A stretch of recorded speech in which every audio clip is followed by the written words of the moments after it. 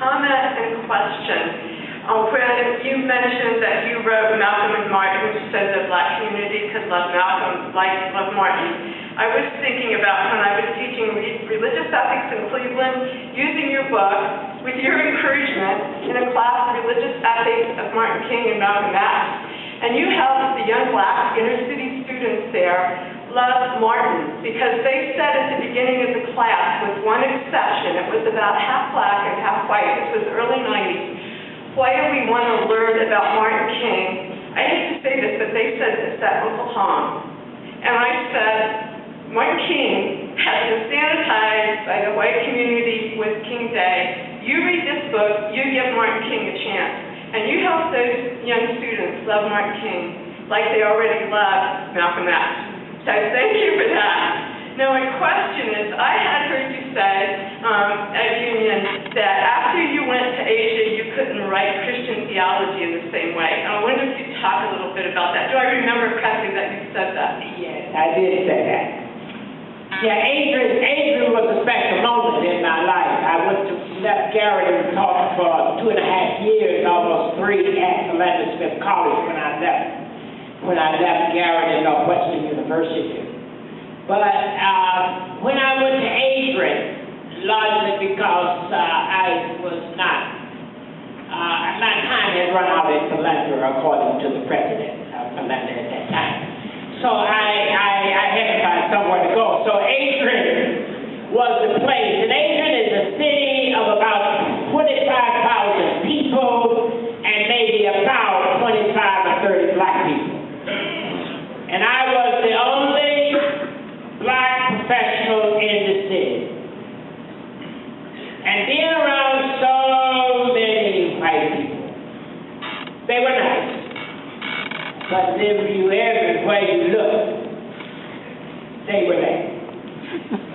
And they picture this, in the summer of 1967, Detroit blows up. 43 people or so killed. The city burned. And here I am about 60, 70 miles from Detroit in Adrian, Michigan at Adrian College. There are about 2,000 students there, 1,500 to 2,000, and only about 5 black students. I'm the only black professor. And as I just walked around, I could hardly keep my sanity. The pain inside. It wasn't anything personal to anybody. I had nice neighbors. They smiled. In fact, the neighbor across the street from me babysitted my son. So it was a wonderful community by their ways of what they could do, but I was hurt. And in my house I had what I called the blue room. And that's where I played the blues and jazz all night in order to keep my sanity. So that's where I learned to write theology in a new way. I had to write it in a new way along the lines of E.B. King and John Lee Hooker. Or I would crack up. And I started growing an afro and a beard, and everybody started looking at me. They said, something's wrong with James Cone. There's nothing to it.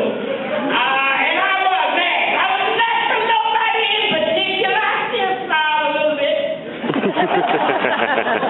But I was angry. That's when I said I had to say something. I actually went back to the University of Chicago and talked to Nathan Scott. I wanted to get a degree in theology and literature, although I already had a PhD in theology. I wanted to do that for Baldwin and Rice and Ellison and all the other poets and novelists and literary people. They seem to have the language for the right thing. I said, how come I can't write like that? So I wanted to go study with Nathan Scott and study these literary people. But the cities were burning.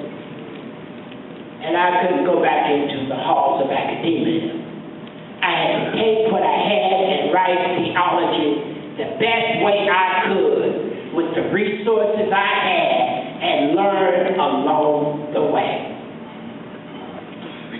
Did that question also have to do with Asia, Adrian, and Asia? When you went to Asia, when you came back to the States, could you write Christian down? Was it about Asia? The dialect is working. Okay. Keep that dialect in there. Keep that. Yeah, I was invited in 1975 by the Korean Christian Church in Japan. When Koreans in Japan met me at the World Council of Churches in Geneva, they asked me to come to Japan and talk to Koreans. I said, what do I have to say about that? I said, I don't know Korean, don't know Japanese, and never been there before. What possibly could I have to say to Koreans living in Japan? And they told me, you just tell your story. We will make the connection. Okay, for 3 weeks, I traveled all over Japan talking to Korean Christians. Preaching, and I must have given over 30 lectures, almost daily, for 3 weeks. And I got so empowered. Korean community is so similar to the black, but they are a lot, you know. They have passion. And when I told my story, and it's a very conservative Korean community, because the fundamentalists were the missionaries.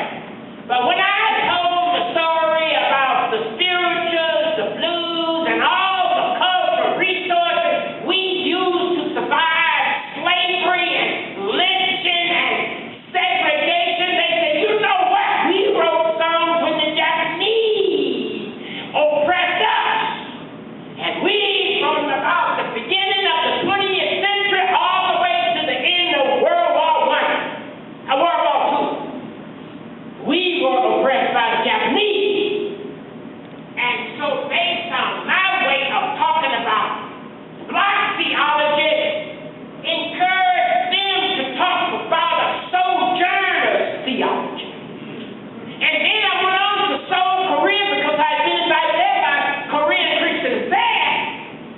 And the Park regime was in declared